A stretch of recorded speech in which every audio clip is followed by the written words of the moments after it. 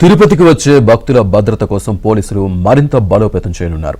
అనుమానాస్పద వ్యక్తులపై real time monitoring చేయనున్నారు. పోలీసుల సమన్వయంతో హోటళ్లు, లాడ్జీలు, పీజీలు పనిచేయనున్నట్లు తిరుపతి ఎస్పీ హర్షవర్ధన్ రాజు తెలిపారు.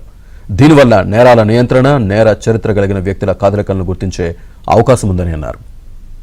ఇక తిరుపతిలో పెరుగుతున్న హోమ్ స్టేలు, ప్రైవేటు బస్సు సేవల నేపథ్యంలో భక్తుల రక్షణ కోసం ప్రత్యేక వ్యవస్థకు పోలీసులు శ్రీకారం చుట్టారు. హోమ్ స్టేలలో బస చేసే భక్తులకు ఇబ్బంది ఎదురైతే పోలీసు వ్యవస్థ నుంచి రక్షణ కల్పించేలా సివిఐఆర్ఎంఎస్ సిస్టమ్ రూపుదిద్దుకుందని జిల్లా ఎస్పీ హర్షవర్ధన్ రాజు తెలిపారు. ఇందుకు తిరుపతిలోని హోమ్ స్టేలు, లాడ్జీల్లో బస చేసేందుకు వచ్చిన భక్తుల బయోడేటాను పోలీసులు ఏర్పాటు చేసిన అప్లికేషన్లలో నమోదు చేయాల్సి వస్తుందని తెలిపారు. తిరుపతిలోని మొత్తం 644 హోటల్స్, హోమ్ స్టేలలో సివిఐఆర్ఎంఎస్ సిస్టమ్ను ప్రవేశపెట్టామంటున్న తిరుపతి ఎస్పీ హర్షవర్ధన్ రాజుతో మా ప్రతినిధి Dinesh face to face. Thank you. Tirupati పోలీసులు వినూత్న రీతిలో తిరుపతికి వచ్చేటువంటి యాత్రికులకు కావచ్చు, తిరుపతిలో ఉండేటువంటి ఒక బస వసతి ఇచ్చేటువంటి హోమ్ స్టేస్ కావచ్చు, లాడ్జెస్ కావచ్చు, వాళ్ళకు కూడా ఒక భరోసా ఇచ్చే విధంగా ఒక ఐటీ అప్లికేషన్ని అందుబాటులోకి తీసుకొచ్చారు. ఈ కొత్త అప్లికేషన్ అనేది దానికి భక్తులు మీకు ఎలా సహకరించాలి, వాళ్ళకి దీనివల్ల కలిగేటువంటి, అంటే ఇప్పుడు కాకపోయినా భవిష్యత్తులో ఒక 3-4 నెలల్లో, 6 నెలల్లోనూ ఎలాంటి లాభాలు కలిగే విధంగా మీరు తీసుకెళ్తున్నారు? తిరుపతిలో నిన్న city visitors information and record management system అని చెప్పి ఒక వెబ్ బేస్డ్ అప్లికేషన్ని డెవలప్ చేయడం జరిగింది.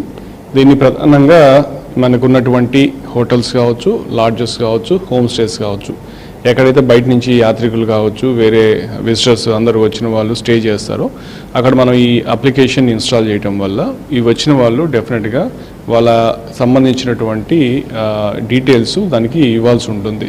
ఎందుకంటే ఇది మనకు మొదటి నుంచి కూడా ఒక ప్రాక్టీస్ ఉంది. ఈ హోటల్స్ సంబంధించిన విజిటర్స్ యొక్క ఇన్ఫర్మేషన్ పోలీస్ స్టేషన్స్కి ఇవ్వాలనేది. అయితే ఏంటంటే అది అంత ఫుల్ ఫ్లెడ్జెడ్గా నడవకపోవటం, వాళ్ళ ఇన్ఫర్మేషన్ మనకు టైం టు టైం ఇవ్వకపోవటం వల్ల చాలా సందర్భాల్లో ఎక్కడైనా ఏదైనా ఒక సంఘటన జరిగినప్పుడు హోటల్లో కానీ, హోమ్ స్టేస్లో కానీ, ఆ పర్టికులర్ సంఘటనని మనము వెంటనే దాని గురించి తెలుసుకోవాలన్నా, దాని గురించి వివరాలు తెలియాలన్నా, దాని గురించి దర్యాప్తు చేయాలన్నా కూడా మనకి ఎన్నో అడ్డంకులు ఉండేవన్నమాట. అయితే ఇప్పుడు ఇటువంటి సిస్టమ్ ఉన్నట్లయితే మనకు ఎవరు వస్తున్నారు, ఎక్కడెక్కడ ఉంటున్నారు అనే దాని గురించి మనకు కొంత అవగాహన ఉండే అవకాశం ఉంటుంది.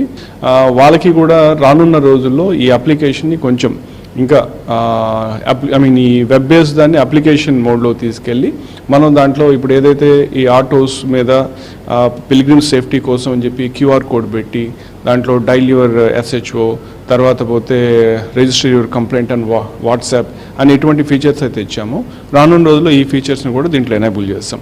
దానివల్ల వాళ్ళు ఎక్కడైనా స్టే చేసినప్పుడు వాళ్ళకి ఏదైనా అసౌకర్యం ఉంది, లేకపోతే పక్కన వాళ్ళు ఉన్నటువంటి ప్లేస్లో ఏదైనా ఒక ఇన్సిడెంట్ అయింది, ఏదైనా రిపోర్ట్ చేయాలన్నా కూడా వాళ్ళు రిపోర్ట్ చేసే అవకాశం ఉంటుంది. దానికి పోలీసు కూడా వెంటనే స్పందించి వెళ్ళి చేసినట్లయితే వాళ్ళని కూడా వాళ్ళకి జరిగేటటువంటి ప్రమాదం కావచ్చు, అసౌకర్యాన్ని కావచ్చు నివారించేదానికి అవకాశం ఉంటుంది. దానివల్ల వచ్చే పబ్లిక్కి కూడా మన తిరుమలలో, తిరుపతిలో ఒక సేఫ్ ఎన్వైర్న్మెంట్ ఉంది. వచ్చినా కానీ వెంటనే ఏదైనా మనకు ఒక మెకానిజం ఉంది, ఏదైనా జరిగితే వెంటనే పోలీసు రిపోర్ట్ చేయొచ్చు, పోలీసు రెస్పాండ్ అవుతారని వాళ్ళకి ఒక కాన్ఫిడెన్స్ ఇచ్చినట్టు ఉంటుందన్నమాట. అది మనం చూస్తున్నాం. తిరుపతికి వచ్చేటువంటి భక్తులకి ఇక పైన వాళ్ళు ఉండేటువంటి అది ప్రైవేట్ హోమ్ స్టేస్ తిరుపతిలో బాగా పెరుగుతున్న క్రమంలో ఇద్దరికీ సేఫ్గా ఉండే విధంగా ఈ యొక్క అప్లికేషన్ పోలీసు తీసుకురావడం అనేది అటు అన్ని కోణాల్లో ఉపయోగపడే పరిస్థితి కనిపిస్తుంది. దీని ఫలితం మాత్రం రాబోయే రోజుల్లో చాలా గొప్పగా ఉంటుందనే ఆశ అందరిలో ఉంది. వీడియో జర్నలిస్ట్ నాగార్జునతో దినేష్ ఏబినాంజ్యోతి, తిరుపతి.